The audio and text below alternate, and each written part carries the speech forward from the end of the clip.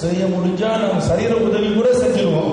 ನಮ್ಮಿಂದ ಆದ್ರೆ ಶಾರೀರಿಕ ರೀತಿಯಲ್ಲಿ ಸಹಾಯ ಮಾಡುವ உதவி எங்களால செய்ய முடியாதுன்னு சொல்றாங்க. ಸಹಾಯ ನಮ್ಮಿಂದ ಮಾಡಲಿಕ್ಕೆ ಆಗುವುದಿಲ್ಲ. எனக்கு தெரிஞ்ச ஒருத்தர் இப்படி சொன்னாரு. ನನಗೆ ತಿಳಿದಂತ ಒಬ್ಬರು ಹೀಗೆ ಅಂದರು, இருந்தா கொடுத்துருவேன், ಇದ್ರೆ ಕೊಡುತ್ತೇನೆ, இல்லையப்பா ಇಲ್ಲವಲ್ಲಪ್ಪ எல்லாமே போயிடும், ಎಲ್ಲ ಹೋಗಿಬಿಡುತ್ತದೆ, இருக்கிறதெல்லாம் ஒண்ணு இல்லாம போயிடும். ಇರುವಂತದ್ದು ಕೂಡ ಏನು ಇಲ್ಲದೆ ಹೋಗುತ್ತದೆ. தயவு அப்படி சொல்லாது, ದಯೆ ಹಾಗೆ ಹೇಳುವುದಿಲ್ಲ. என்கிட்ட இருக்கிறதெல்லாம் எடுத்துட்டு போவோம், ನನ್ನ ಬಳಿಯಲ್ಲಿ ಇರುವುದನ್ನೆಲ್ಲ ತೆಗೆದುಕೊಂಡು, என்கிட்ட இருக்கிறதெல்லாம் எடுத்துட்டு போவோம், ನನ್ನಲ್ಲಿ ಇರುವುದನ್ನೆಲ್ಲ ತೆಗೆದುಕೊಂಡು ಹೋಗು. ஏசு என்ன சொன்னாரு? ಯೇಸು ಏನಂದರು? கடைசி சொட்டு ரத்தத்தையும் எடுத்துக்கப்பா, ಕೊನೆಯ ಹನಿ ರಕ್ತವನ್ನು ಬೇಕು, எனக்கு பிள்ளைங்க வேணும், ನನಗೆ ಮಕ್ಕಳು ಬೇಕು. அவருடைய உபத்திரவத்தை நிமித்தம் அநேகரை தமக்காக சொந்தமாக்கி கொண்டார்கள்.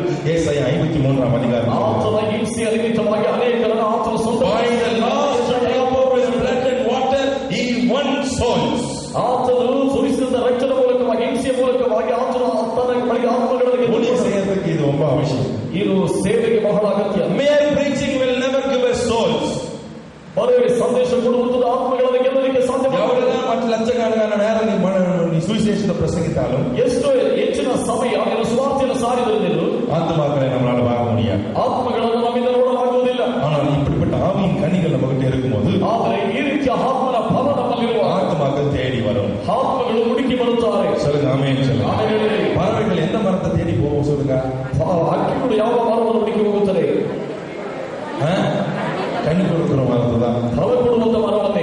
எங்க வீட்டுல முருங்கை மரம் இருக்குது, ನಮ್ಮ ಮನೆಯಲ್ಲಿ ನುಗ್ಗೆ ಮರ இருக்குது, ತೆಂಗಿನ ಮರ ಇದೆ, மாதுளை மரம் இருக்குது, ದಾಳಿಂಬೆ ಹಣ್ಣಿನ ಮರ ಇದೆ, கொய்யா மரம் இருக்குது.